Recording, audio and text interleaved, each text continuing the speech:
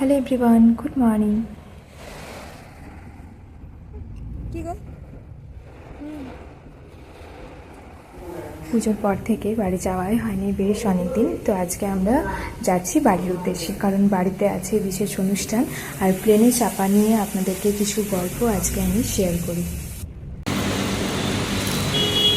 চলো, এবারে আমাদের বোর্ডিং পাস হয়ে গেল। এবারে আমরা ভেতরে যাই। আমার ফার্স্ট টাইম প্লেন জার্নি, জানি না কেমন এক্সপিরিয়েন্স হবে। আর এবারে হচ্ছে আমাদের লাগেজ চেকিং, যে লাগেজগুলো এনেছি সেইগুলোকে চেক করা হচ্ছে। সাধারণ মানুষের কিন্তু একটা স্বপ্ন থাকে যে প্লেনে ওড়ার, তো ঠিক তেমনই আমার থেকেও আমার বাবার আরও বেশি ইচ্ছে ছিল। প্রত্যেকটা বাবারই ইচ্ছে থাকে যে তার মেয়ে ভালোভাবে থাকবে, সুখে শান্তিতে থাকবে, তার সব স্বপ্ন পূরণ হবে, এইগুলোই। তো ঠিক আমার বাবারও এটাই স্বপ্ন ছিল যে আমার মেয়েরা যাতে ফ্লাইটে যেতে বা আসতে পারে, এরকমই কারো একজনের সাথে বিয়ে দেওয়ার। আর তো আমার বাবারও ঠিক তাই ছিল। সবাই ভাবতেই পারে যে প্লেনে ওঠাটা কি এমন যে এটা স্বপ্ন, কিন্তু প্রত্যেকটা মানুষেরই স্বপ্ন কিন্তু আলাদা, ডিফারেন্ট। তো তার জন্যই বললাম যে এটা ছিল আমার বাবার স্বপ্ন। আর আমারও ইচ্ছা ছিল, আমার বলবো না যে ইচ্ছা ছিল না। তো সব তো আর সবসময় হয় না, তার জন্য আর জোরও করিনি আমি। কি সবশেষে আমার সোনা বেটুকে কাজ করতে হবে না, রাখবো এখানে, তারপর কি করব? হাতটা ছেড়ে দেবো? তোকে কাজ করতে হবে সবশেষে। দেখলো যেভাবে আমি করি সেইভাবেও করার চেষ্টা করে। এই হচ্ছে আমার বেটু আর আমার ফার্স্ট ফ্লাইটের টিকিট। আমাদের যেহেতু কানেক্টিং ফ্লাইট, সেহেতু পীযূষ বলছে যে চলো তাহলে, তোমার তাহলে মনের ইচ্ছে পূরণ হয়েই গেল।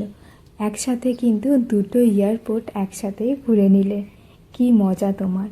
তো এটা শুনে পরে আমার খুব ভালো লেগেছিল। আর আগে তো বললামই যে পাপার যে স্বপ্ন, সেটাও মানুষের যেটা দেখতে ভালো লাগে, তো তারও ভালো পাপারও ভালো লাগবে, তার সাথে আমারও কিন্তু অনেকটাই ভালো লাগছে। আর দুটো এয়ারপোর্ট ঘুরে নিলাম একসাথে, সেটা তো মজাই আলাদা, কী আর করবো।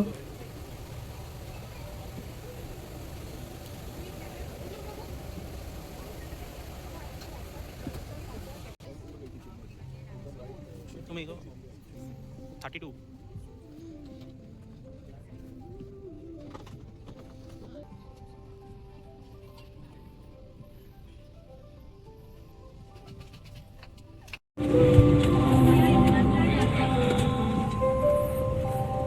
পড়বে তুমি বই? বই পড়বে? কি আছে বলবি?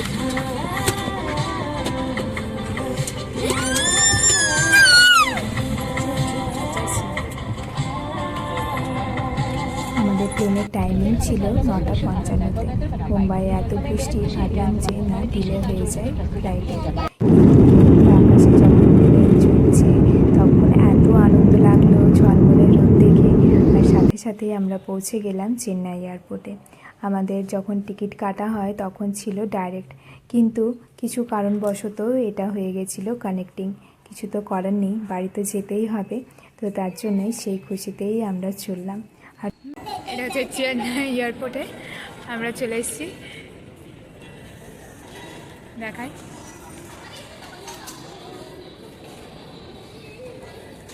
আর এদিকে ওর মস্তির তো শেষ নেই, করেই যাচ্ছে ওর মস্তি।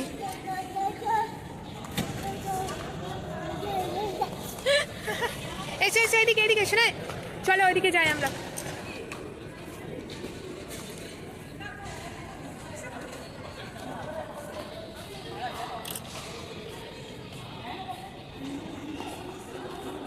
এবার আমরা এই গেটটা হয়ে পরে বেরিয়ে যাবো।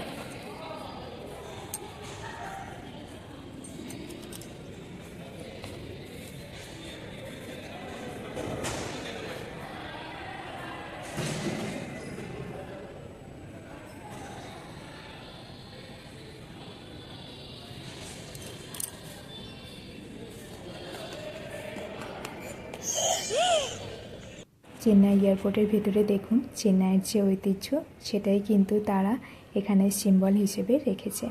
তো বেশ সুন্দর লাগছে, তাই না? আমরা এবার এয়ারপোর্ট থেকে মানে চেন্নাই এয়ারপোর্ট থেকেই চললাম দুর্গাপুরের উদ্দেশ্যে।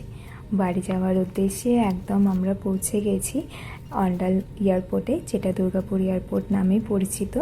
তো এই যে প্লেনটা আস্তে আস্তে নামছে, কী যে ভালো লাগছে যে কিছুক্ষণের মধ্যেই বাড়ি ফিরবো, সবাইকে দেখতে পাবো। আর বাচ্চা নিয়ে এসেছি বলে একটু প্রবলেম তো হয়েই ছিল। যখন ল্যান্ডিংয়ের সময় ছিল দুবারই কিন্তু ওর প্রচণ্ড কানে পেন হচ্ছিল।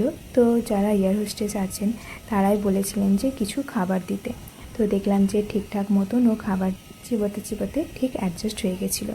আমার কিন্তু কানের সেরকম প্রবলেম হয়নি, আমার ভমিটিং ভাবটাই লাগছিল। তো চলুন এবারে টাটা বাই বাই, বাড়ি যাই।